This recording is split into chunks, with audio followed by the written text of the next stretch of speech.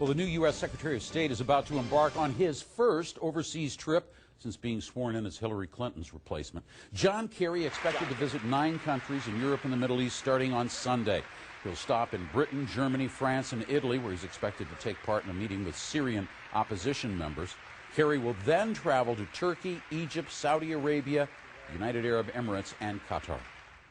Well, what are the challenges that face Kerry and perhaps this most important leg of his journey, the Middle East?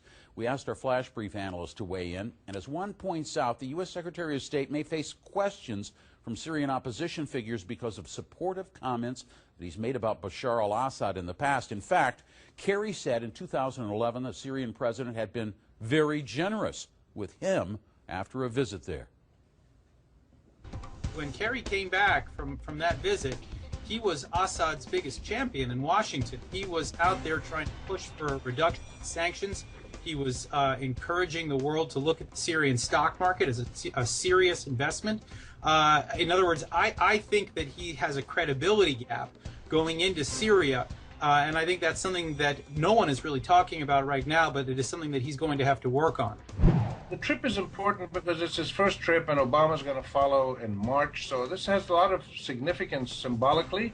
But frankly, people are not impressed by symbols anymore, and they want the United States to simply put its policy where its mouth is, to actually promote democracy, support those Arabs who are fighting for democracy, to actually be an impartial peacemaker among Arabs and Israelis, to actually apply the international law related to nuclear power to the Israelis and to the Iranians equally.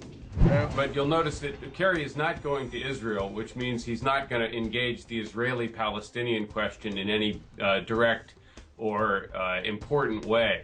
I think he's primarily there to remind our Arab allies and Arab friends that even though we're out of Iraq and getting out of Afghanistan, and even though we have taken a rather restrained approach in Syria, we have not lost sight of the region. We are still monitoring events there. We're still watching what's happening with the Arab Spring, and we still care.